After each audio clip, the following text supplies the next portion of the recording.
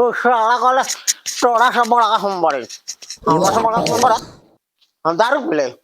कौन साला कॉल दारू पी ले कौन साला कर रहा आहा महेश भाई गजन भाई बैठा बैठा है मैंने बैठ के पिया बैठ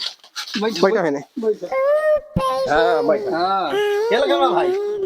हाय साला कॉल सब लोग हो का हम दारू वहां वाले तू दारू पिया कहां दारू पिया साला दारू पी ले साले लोग ना रे तू हम दारू पी ले पीवे दारू पाला कथि हो भाई अरे साला रोड सब हमारा बाप का बाप भाई कथि हो भाई हाई तो गाड़ी होली ले ना मार ले हां भाई हमरा का दारू पी ले साले साला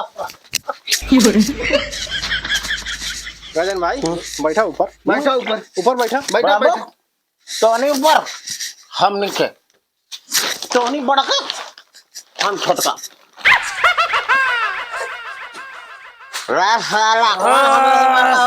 नमस्कार नमस्कार अपना के नमस्कार हजूर अब कथी बाकी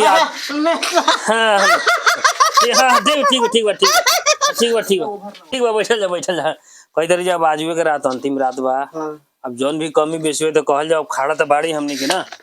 अब कुछ हमनी के अब कहीं कुछ होए तो कहल जाओ लोगन का तो फिर बिहान से अब हार जीत होई ओकरा बादे में कुछ होई कैसन नेताजी हमनी के दारू पानी खाए वाला लोग पिए वाला लोग अब यही लन देखल ना जाओ नेता जी की पिए थे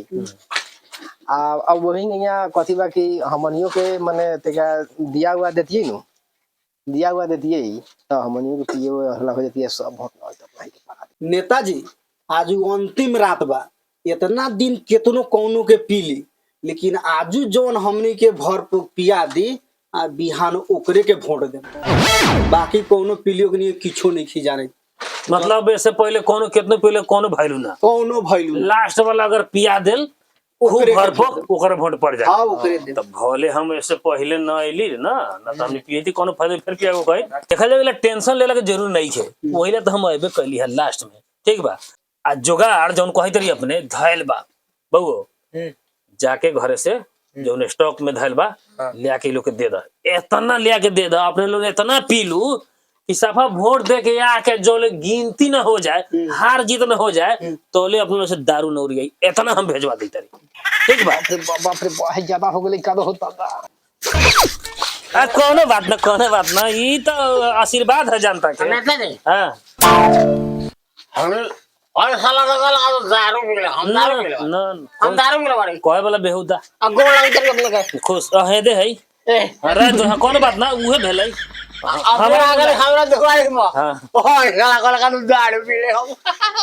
अपनाओ के मिल जाई हम कौन का बाप के पी ले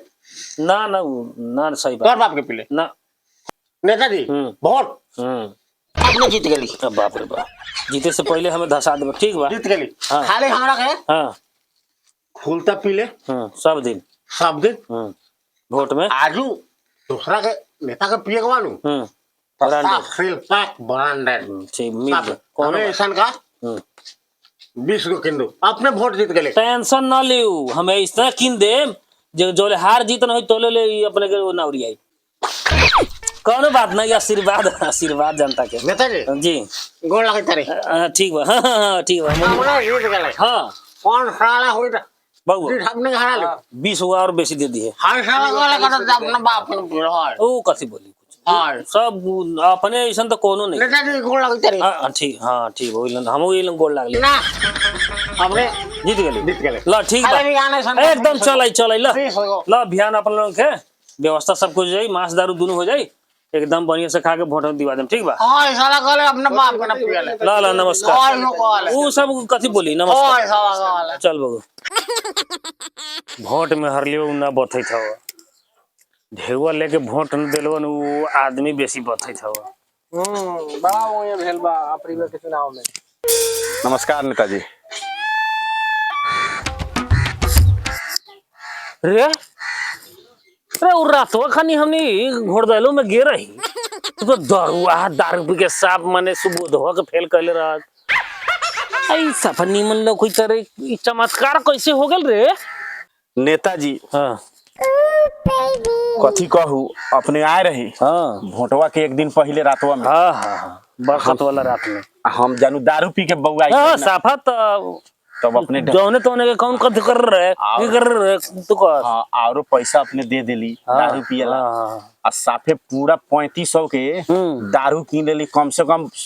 ज्यादा अल्कोहल वाला दारू 20-50 गो बोतल सौंफी तौफी कथी दो न रहल है खुलता रसलान मसलान उहे कीन लेली पी लेली अब पी लेली नु तो हमरा कालू होश आयल तो हम तो रही काठमांडू हॉस्पिटल में कोमा में चल गए कोमा में हाँ कोमा में आजू नींद टूटल खा महेश